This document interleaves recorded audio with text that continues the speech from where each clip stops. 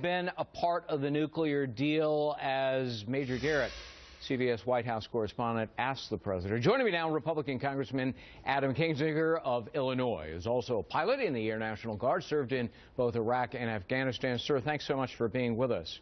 You bet. Looking at the president's response to Major Garrett's question about these Americans being held, and the president essentially, I'm looking at right now, he says, well, if we'd have tied their release to the deal, then the Iranians would have asked for, quote, additional concessions.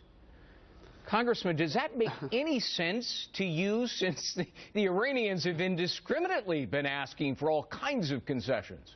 I don't know what more concessions we could have given to Iranians besides actually providing them with our own nuclear weapons. Look, it was mind-blowing to me, and frankly, I thought the interview was... You see a president that's very defensive and very thin-skinned, and I don't use those terms lightly because, look, you have a lot of Americans right now. We've had a foreign policy based on this for a very long time, Iran not getting a nuclear weapon. We've invested a lot of money in the technology to prevent it.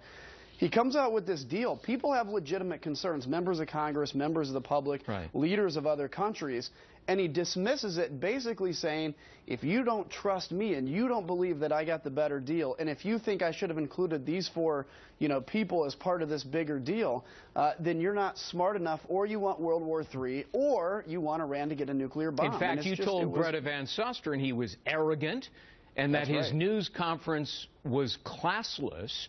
That's right. That's a pretty extreme description of the president, isn't it?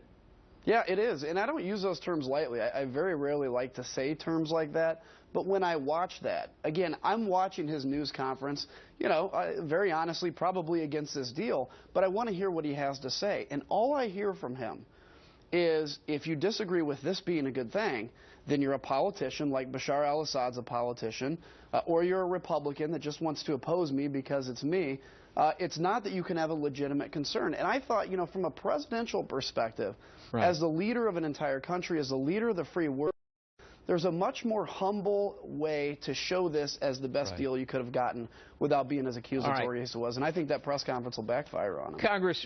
Congressman, President Obama said yesterday, he said, look, if Iran cheats or violates the agreement, then there's a snapback provision for returning the sanctions.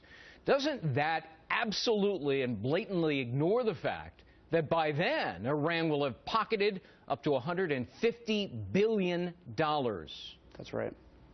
So they'll have pocketed $150 billion. They'll have invested that in further destabilizing the Middle East. I need to remind people that half of Americans killed in Iraq, around that number, were killed indirectly or directly by Iran and its technology. And beyond that, a snapback provision. So you have a nation that now has all their companies invested in Iran. They're building, factories. They're building whatever they build there. And all of a sudden now we say that we're going to snap back these harsh penalties. I can tell you what, the lobbying in these other countries are going to be so intense to say, do not snap back these provisions because we've invested millions and millions into Iran. When he first announced the agreement, President Obama said there'll be 24/7 inspections, and that's why this nuclear deal is sound. Well, Congressman, it turns out that's just not true, is it? There will not be at all times, anywhere, anytime, 24-hour-a-day inspections, because for covert sites, it takes 24 days, doesn't it? That's right, it does. It takes a 24-day notice. There can be disagreements, and you can go to an arbiter to determine all this kind of stuff.